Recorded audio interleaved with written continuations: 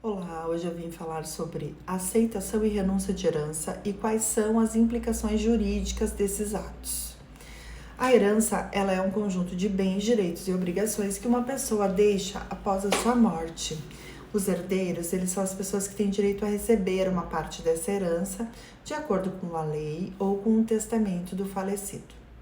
Mas nem sempre os herdeiros, eles querem ou podem aceitar a herança que lhes cabe. Nesses casos, eles podem renunciar ou aceitar a herança, mas devem estar atentos às consequências jurídicas desses atos. A renúncia da herança, ela é o ato pelo qual o herdeiro manifesta sua vontade de não receber a sua parte na herança.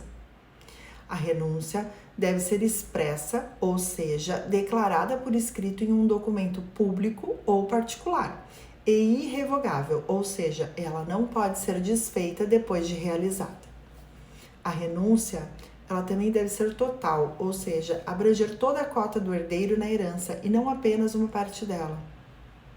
Conforme preceitua o artigo 1806 do Código Civil, a renúncia da herança ela deve constar expressamente de instrumento público ou termo judicial, pois não se admite renúncia tácita da herança, devendo o herdeiro manifestar a sua vontade por escritura ser lavrada no tabelionato ou no próprio inventário judicial.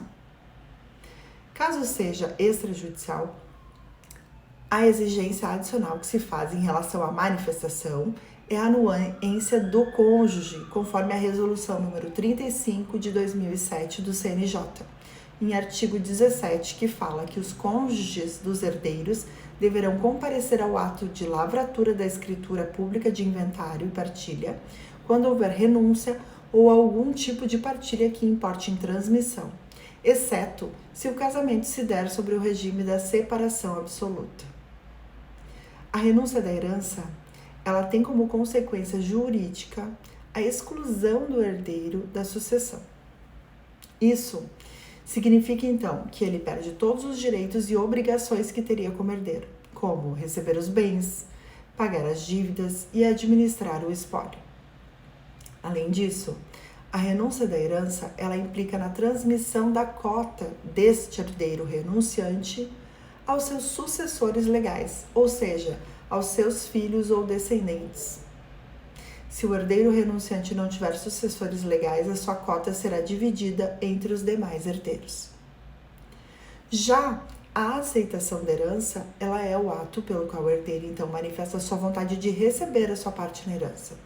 E a aceitação, ela pode ser expressa ou tácita. A aceitação expressa é aquela que é declarada por escrito em um documento público ou particular. E a aceitação tácita, ela é aquela que se presume pela prática de atos que demonstram a intenção de aceitar a herança, como tomar posse dos bens, vender ou alugar os imóveis, pagar as dívidas ou cobrar os créditos do falecido.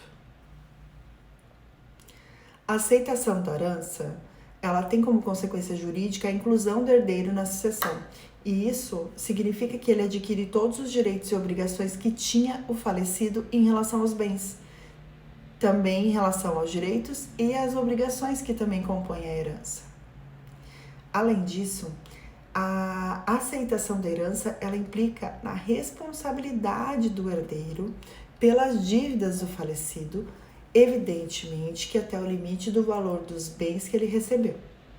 Essa responsabilidade pode ser limitada se o herdeiro aceitar a herança sob benefício de inventário, ou seja, se ele requerer judicialmente a separação dos seus bens dos bens do falecido. Portanto, renunciar ou aceitar a herança são atos que envolvem uma decisão importante e que têm consequências jurídicas significativas para os herdeiros. Por isso, é recomendável que os herdeiros consultem um advogado especializado em direito sucessório antes de tomar essa decisão, para esclarecer, então, as suas dúvidas e evitar problemas futuros. Tanto a aceitação da herança quanto a renúncia da herança são atos jurídicos possíveis, né, e repletos de desdobramentos importantes, né, e que irão impactar na vida do herdeiro. Por isso é importante essa avaliação antes de qualquer tomada de decisão frente à herança, principalmente quando existem dívidas do falecido.